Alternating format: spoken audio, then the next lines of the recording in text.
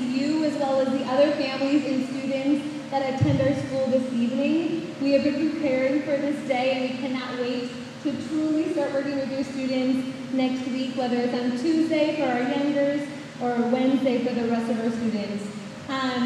But as you know, tonight you're here to learn more about the referendum and how Anaya could be impacted if this is passed in November. And so we have 3 screens in front of us this evening. In the middle, you'll see the presentation in English.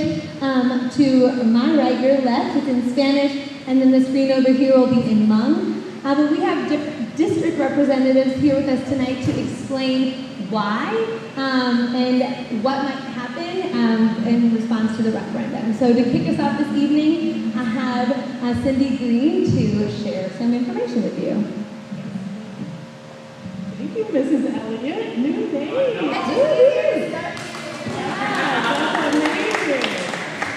Good evening, everybody. As Mrs. Elliott, Chelsea said, thank you for being here. We really want to make sure that you are here to learn more about our facilities and our 2024 referendum. Before I get started, I want to see if anybody needs interpretation. We have interpretation for Spanish.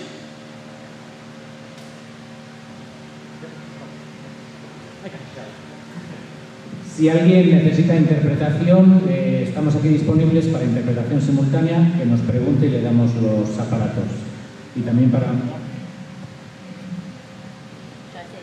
Yeah. So I'm the Hmong interpreter. So if there's any Hmong interpreters in here, I will be more than happy to help you out. It looks like we don't have anyone right now, but if they do come in, I'll be talking to them. And I think we also have sign language. Not yet. Just okay. So thank you again for being here to learn more about our facilities and the 2024 referendum. We're looking forward to sharing with you where we are tonight. Before I kick it off to our Deputy Superintendent, I wanted to see and acknowledge if we have any current or former elected officials in the room.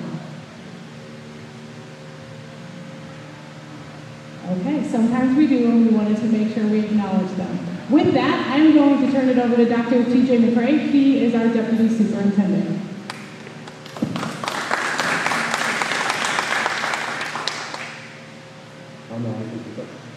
Is the fan going? Is that okay? Can you guys still hear with the fan running? We're all good. All right.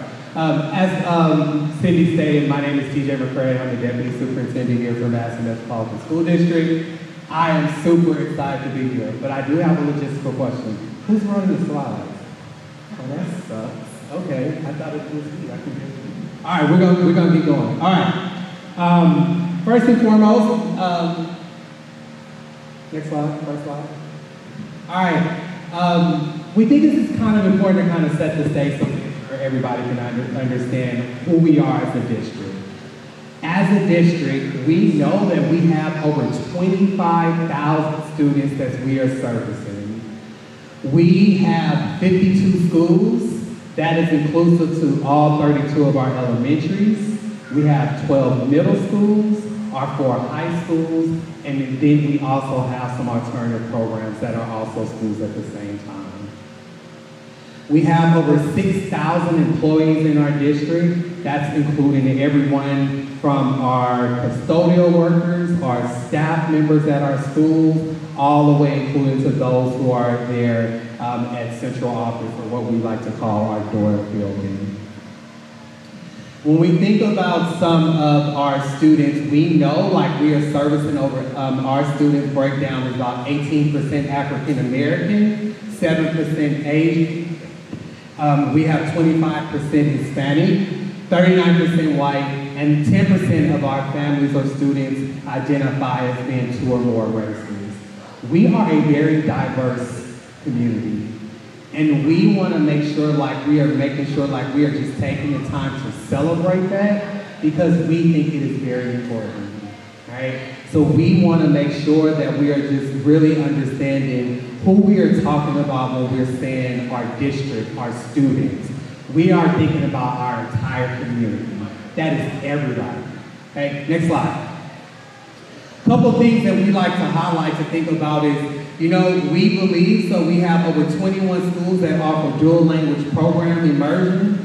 61% of our high school students are actually earning college credits before they graduate. 61%, right? Instructionally, all fifth grade students have the opportunity to play strings, right? That's something we pride on. 26%, we have 26 National Merit Scholars. In 2004, we had a record where over 4,000 students took AP exams. That's huge, right? 27 of our schools offer full or 4-day 4K. So we are really thinking about how we are beginning to service students as early as 4-year-olds. So it's not just about kindergarten, it's even what happens from childbirth all the way through. What we are saying is we are a school district that supports students from childbirth all the way to 21-year-old students, because we do support some students beyond just being of the age of 18. And so it's important for us that we make sure that we think about that. All right. We've done a lot of work to kind of get here to where we are. And so what that work is kind of looking like thus far is we've done 10 citywide input sessions. We've had 3 superintendent advisory committee and what? Y'all felt that? All right. And we also have 1 community think tank. And what that has looked like ensuring we want to make sure that we are hearing from the voices from all stakeholders in order to get us here. We've received over 4,000 survey responses from our community in order to get us here to kind of think about what we're thinking about for our referendum. We've been engaging with our community. We are devoted to continue this as we are here right now doing this, even after November.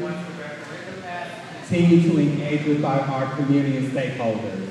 This is not just a one-time opportunity. It is about us being committed to making sure we are engaging with our community as we're thinking about what this can look like. All right, so I'm not the money man. That's not my job. My job is just to lay the foundation. So one of the things that we thought we wanted to do before we begin to engage in that conversation is to share a quick video with you.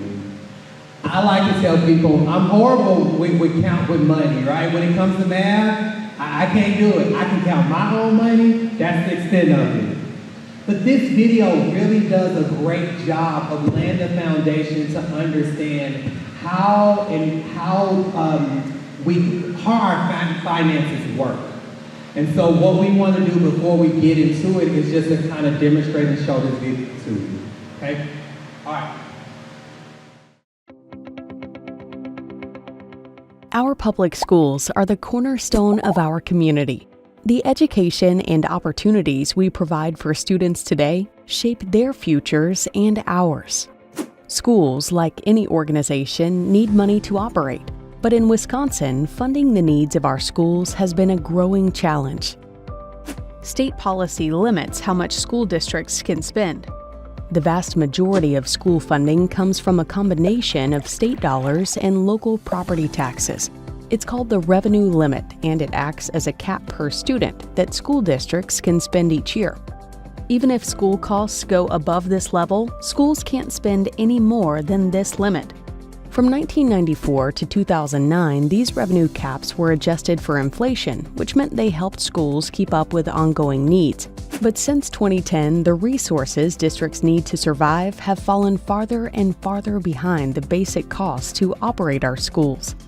By the end of 2025, the revenue limit will have fallen more than $3,300 per student behind inflation. In the Madison Metropolitan School District, with roughly 25,000 students, that's a decrease of more than $82 million. What's more, each district has a different revenue cap, and these caps are not tied to the needs of the students or the costs to the schools that serve them. Our job as a school district is to make sure all of our students have access to the exceptional educational opportunities we provide, no matter what their needs when they walk through our doors. But state funding falls short of what it costs to meet the specific needs of many of our students. When that happens, we have to use money from our general fund to cover the difference, which means taking dollars from other important needs. The largest portion of our budget goes towards staffing. Our people are the heart of our schools. Without enough educators who instruct, support, and inspire learning, schools can't provide the lessons, programs, and opportunities our students deserve. Other important budget items include curriculum, technology, transportation, operations, and maintenance. We work hard to balance our budgets, yet resources for schools have been shrinking year after year since 2010. With costs growing faster than funding, districts are always looking for ways to trim costs and work smarter, like deferring needed school maintenance, cutting programs, reducing staff, and many other strategies. But schools can only cut so much before they start to harm educational opportunities for their students. To maintain class sizes, keep up with rising costs, take care of school buildings, and protect high-quality instruction, many districts have turned to their community to help fill the state-imposed funding gap. Since the arrival of revenue limits, over 80% of school districts have done so by asking local voters to raise their caps through an operational referendum. Most have used the option multiple times. Our children don't have time to wait for state policymakers to fix the school funding system. By putting the needs of our students first, we are investing in their potential and the future of our whole community. Strong schools make strong communities where families want to move and stay. Learn more about school funding by visiting our website.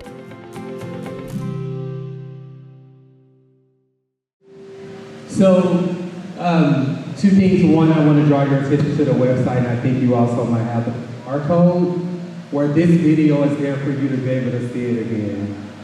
I want to turn it over to our executive director, our interim executive director of building service, Dr. Michael Hurd.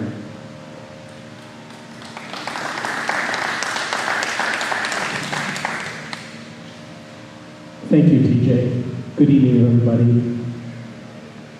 I am the interim executive director of services, but actually I'm a recycled, out of retirement, 3-time MMSD, East Side principal, West Side principal, assistant superintendent, chief of operations, and chief of staff, and I'm delighted to be here because I love MMSD and I believe very much what we're doing. So let's peel back a little bit what the teacher showed us about school finance.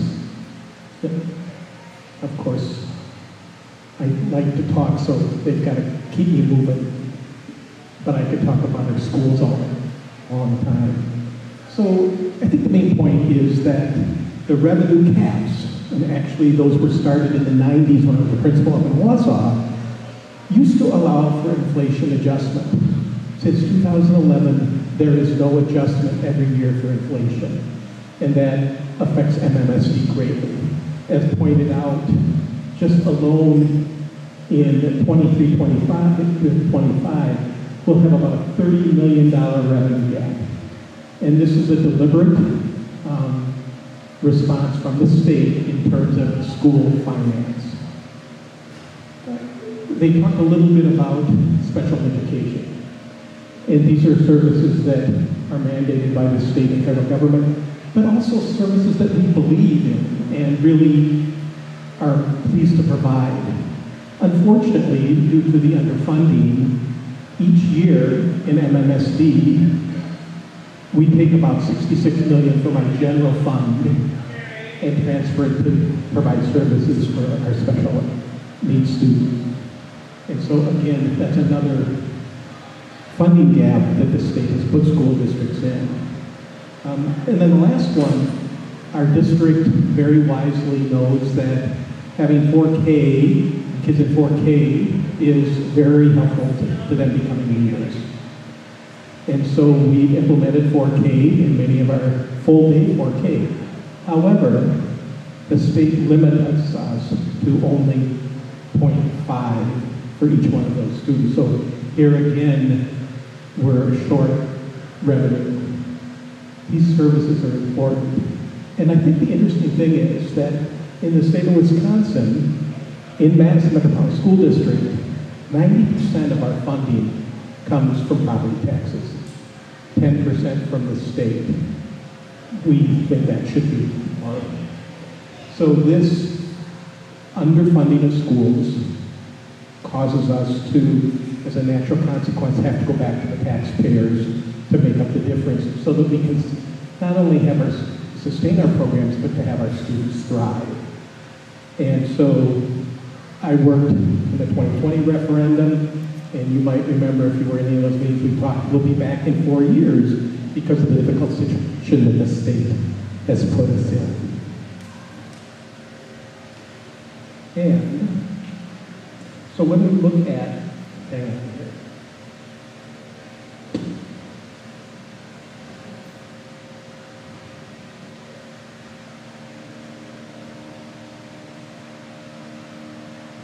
One of the criticisms that we get is, well, you're in this difficulty because you've had deferred maintenance.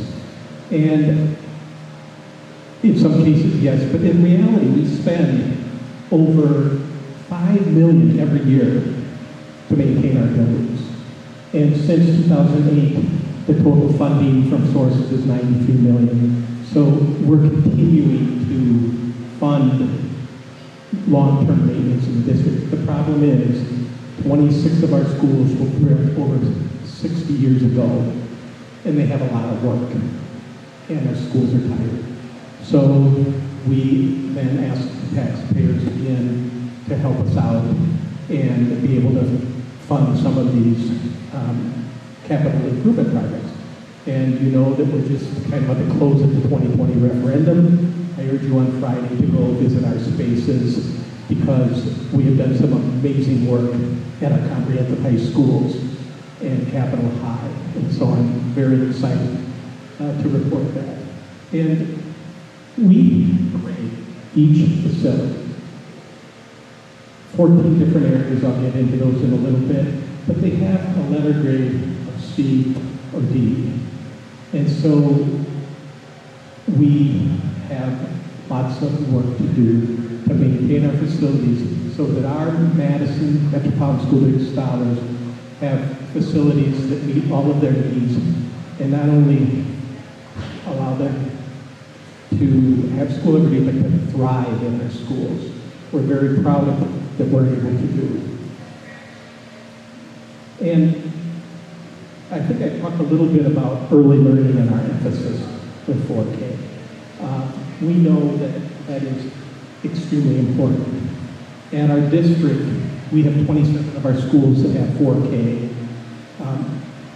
And we're proud to continue movement of adding full 4-day sessions. We want our schools to have well-rounded opportunities. As mentioned, 61% of our students graduate with some college credit. Better than half of our students participate in extracurricular activities. We're starting to focus on middle schools to increase the after-school activities available for our middle schools. And culture and climate. The work of our teachers is work from the heart. And so we have investments to make in taking care of our teachers.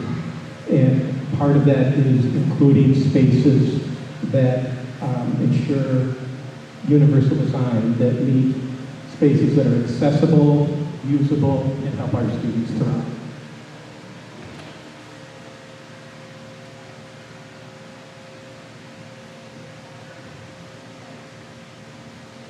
And so our Board of Education, and welcome Board President Nichols, we're glad you're here. Our board voted in November to go to referendum. There are two referendum questions. One is the operating referendum to allow us to continue to operate our schools. And the second is improvement of our facilities. And so I'll go into a little bit more detail about each one of those.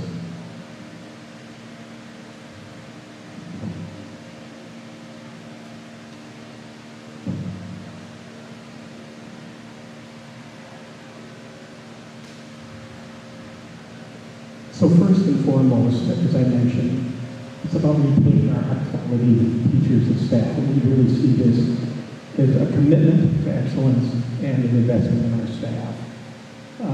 This referendum will allow us to offer competitive salaries and benefits, including tackling the increased costs in healthcare benefits, which have continued to go up the last several years. And of course, I've mentioned and talked passionately about the investment in 4K. That is making a difference for our youngest learners and will continue to make a difference as we expand to more full-day 4K sessions. We want to expand our multilingual education. We have 21 sites that offer dual language immersion, and we want to be able to continue that, as well as at our middle schools offering language opportunities and well-rounded development for in the arts and curriculums. So again, just looking, these are what the operations referendum that we have targeted. And the ask is, it's a big ask, but it's an investment in our scholars and in our schools. So there will be no impact the first year. The second year, beginning 2027, 28, the average estimated cost, and this is on an average Madison home, which is about $450,000, will be about $87. So the first year will be $30 million. That grows to $30 million in the second year, then $20 million, and then $20 million in year 4. And again, I'm hopeful that doesn't actually impact us the first year. It's the facilities referendum that will not impact us the first year. So again, it's not just about sustaining it, it's really about our schools thriving.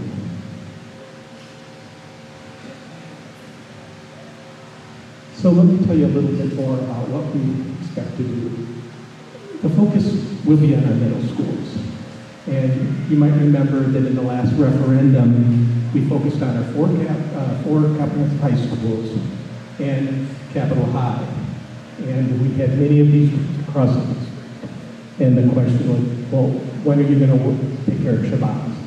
So we have committed last referendum that the next one would be focusing on middle schools and Malcolm Shabbat City High School.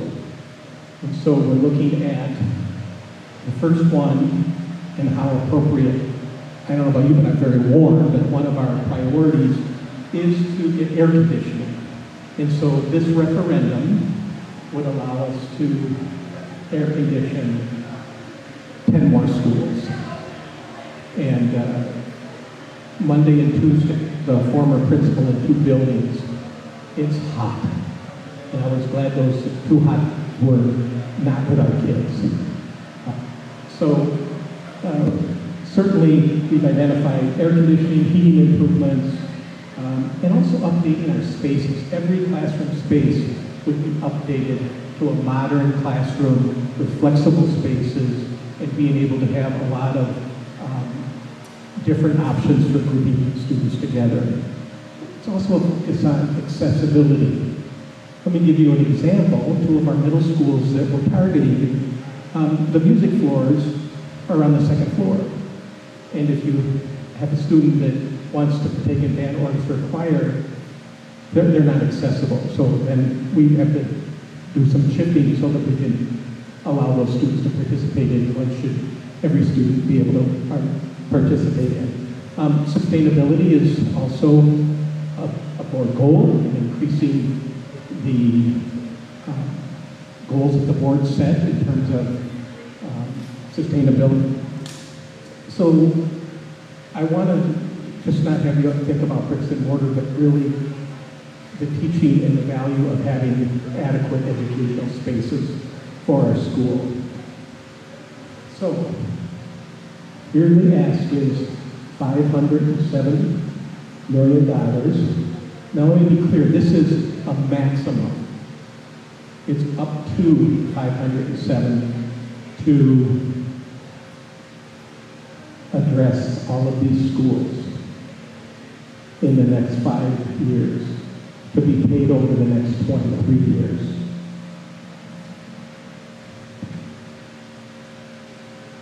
And again, back up just a little bit, I want just to say a couple more things to the previous slide. Again, the act would be, the first year we go to it would be $27 per month, again, on the average home in MMSD. The overall levy counts will stabilize in 2027, but we'll use that year to plan, and also it'll be an opportunity for lots of additional community input. Let's see here, so again, first year, no tax input, and then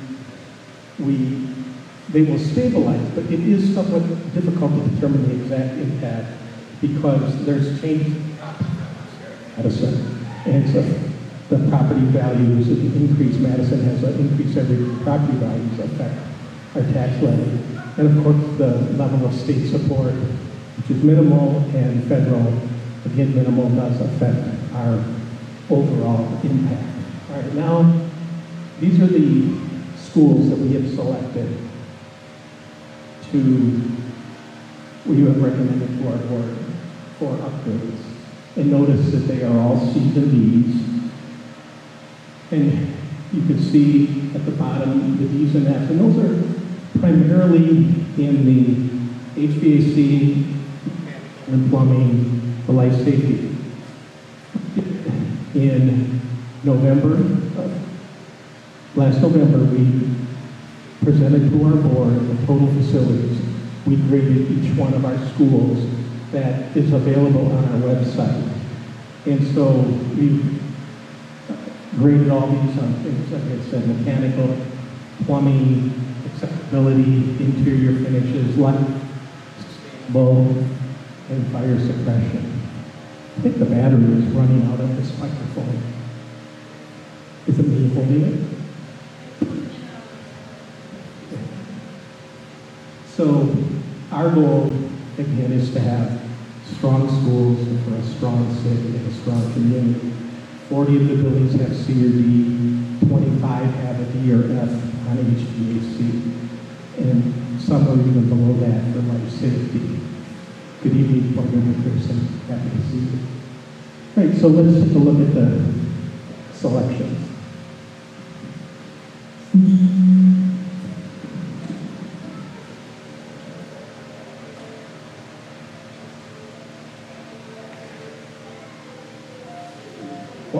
Why these facilities?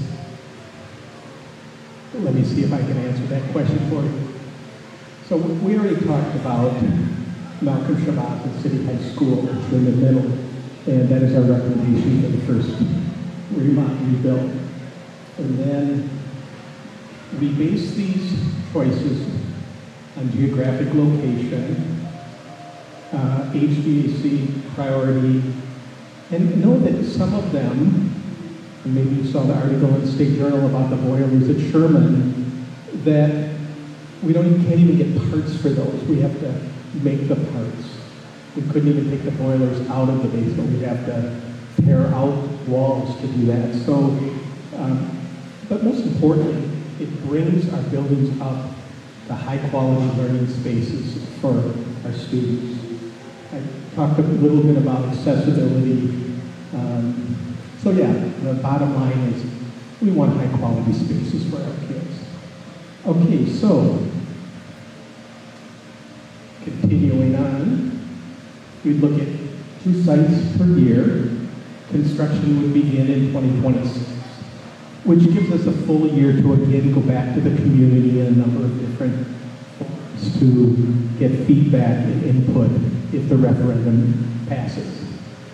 And we also have chosen spaces. We have space to build a new school on the existing property and utilize that school as we were to renovate some of our other schools.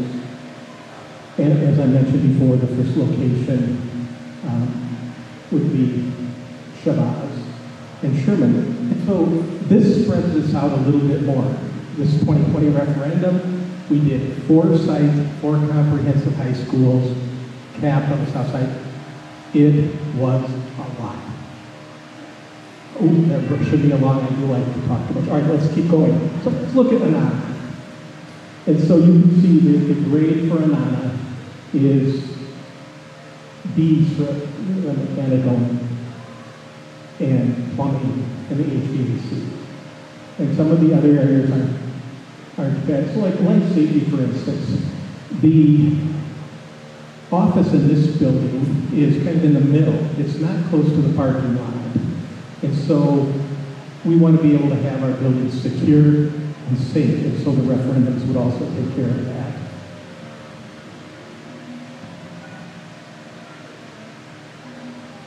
Okay, so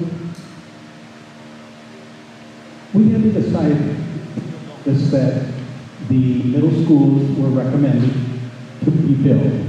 And that's because of the cost to renovate versus the cost to build new and the extended lifespan.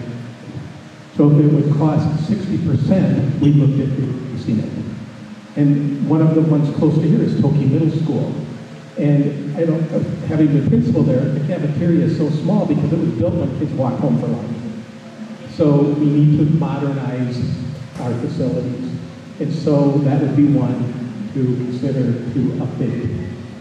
And we want to be able to extend the building for 25 to 30 years, whereas renovating doesn't quite go that far.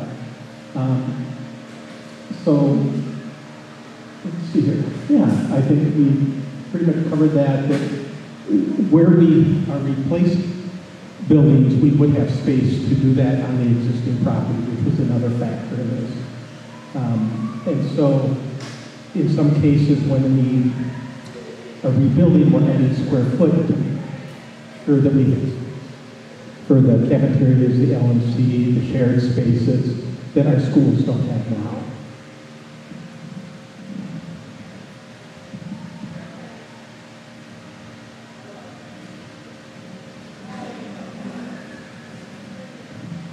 So let's talk about Anana. Anana would cost, we estimate, about $32 million to renovate. So that includes local market conditions and what it would cost to get the work done here.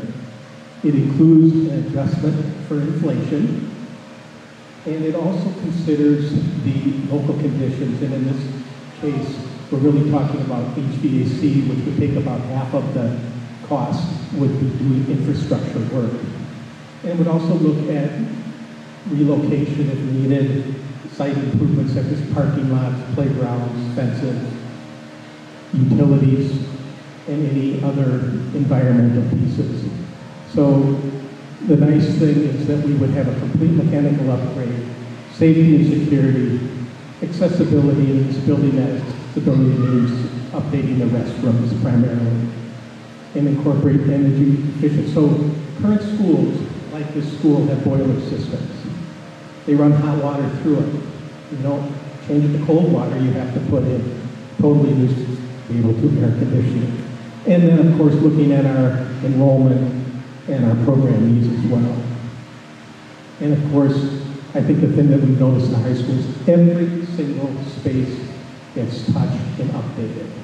And I hope that you can go through the open houses on Friday, because as a person that's worked on the 2020 referendum, it is heartwarming to see the improvements in our spaces.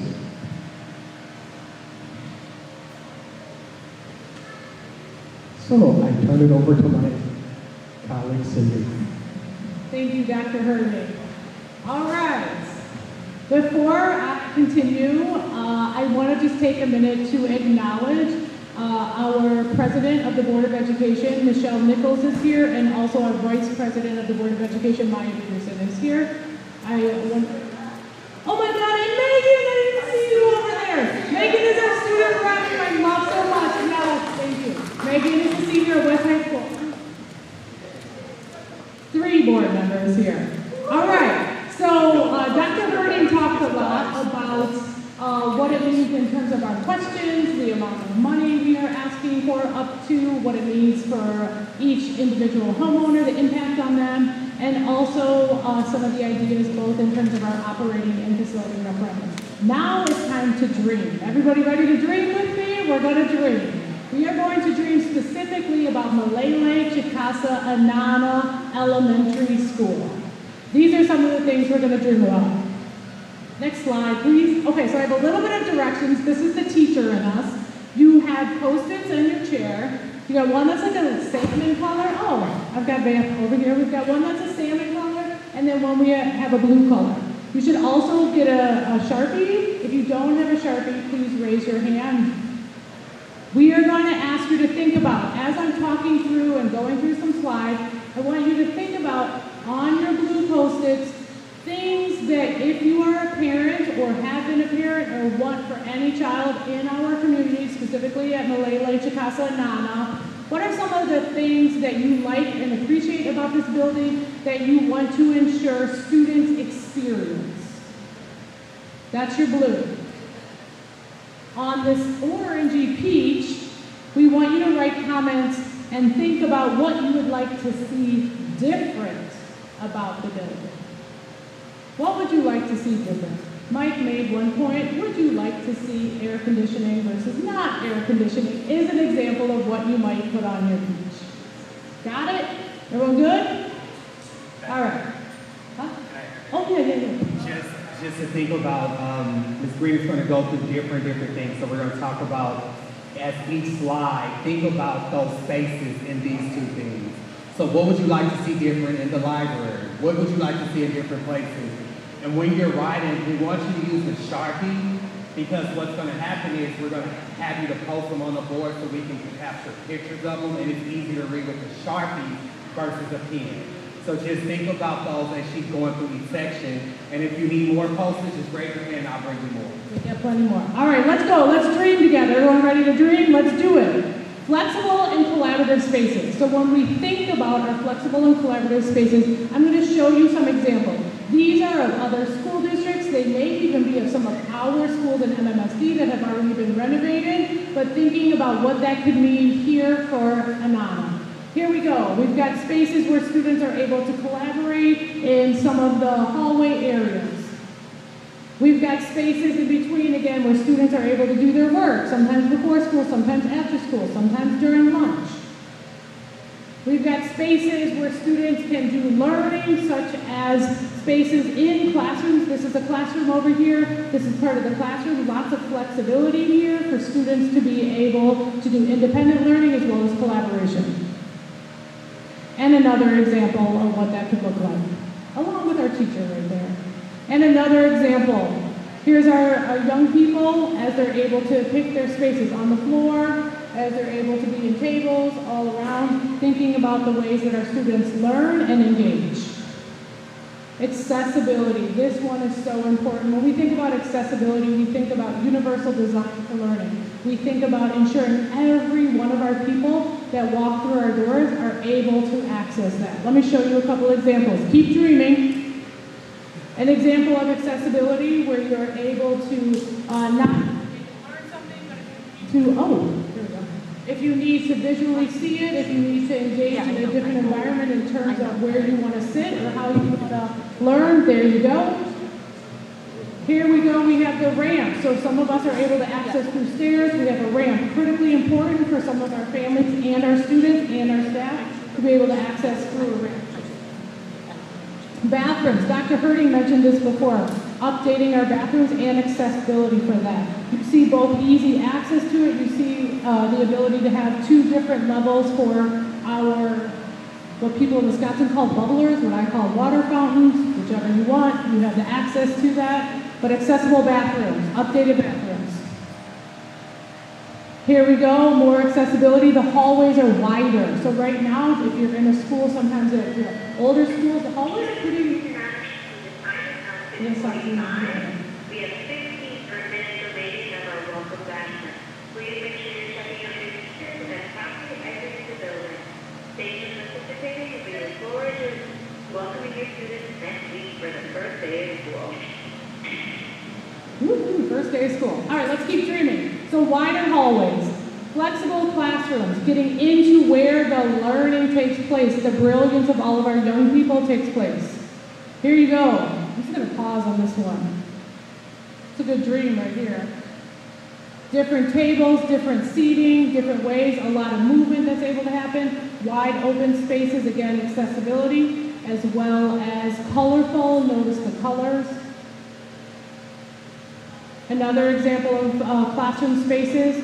What we love about this is these tables move real easily, so you can do independent work, you can do group work, you can do paired work, move it around fast. Kids can move it, they're really light, easy to move. All right, our libraries. We do have a nice library here, don't get me wrong, it is nice, but let's see what it looks like when we dream. Here's our library when it dreams. This is where we bring our students to fall in love with reading, literacy, all of the amazing things that we want to ensure our students have, and ways to sit around. Nope, you can go to the next one. Kids able to chill in different places, spaces, tables, chairs, the natural light. You can see the books. You can see the words in the books. Another example, the lighting. This lighting is allows for the dimness, it's not super bright. Different spaces for kids to sit. Look at this one. In the house. Chilling and reading. Next one. More. I want to pay attention to the colors also. There's a very intentionality around the colors that are used to create calming spaces, to create spaces that provide the right learning, so colors are really key. And another example. And one more, another one with a lot of natural light. All right, so here's another really important aspect of the renovation for Anana. Thinking about safety and security. What that means, we know that is number one. When our families drop their students off, we want them to feel that the student is in a safe, secure environment. So we have the space where the entry is secure, and there's a way you have to access the space. We have where the offices are right directly next to where those open spaces are, and not, where the entry spaces are, and not down the hall. In some of our older buildings, sometimes you enter through a door and you have to go through a maze, upstairs, downstairs, you don't know where the office is, you gotta find and follow those arrows and those signs. These spaces will have the office directly next to that main opening that is a secured opening. Here's another example of what that could look like. This is another school district here. Sustainability. So not only do we want to ensure that we have safety, we want to ensure our environments are thriving for our kids, we also want to ensure we're paying attention to the environment. Before you leave, if you want to do a QR code and do the survey too, we'd love it. Thank you. And or leave your Post-its. Got it? Thank you. So sustainability, going green. Here's some examples of going green with our environment. Here's an example right here with the outdoor space. Oh wait, can you go back to that one for a minute? I think this is a Southside Elementary School. So this is one of our, I don't want to miss that, this is one of our MMSD schools, Southside Elementary School, that was built through the 2020 referendum off of Rimrock Road, and this is their space.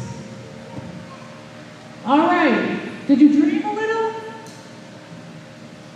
Did you dream a little?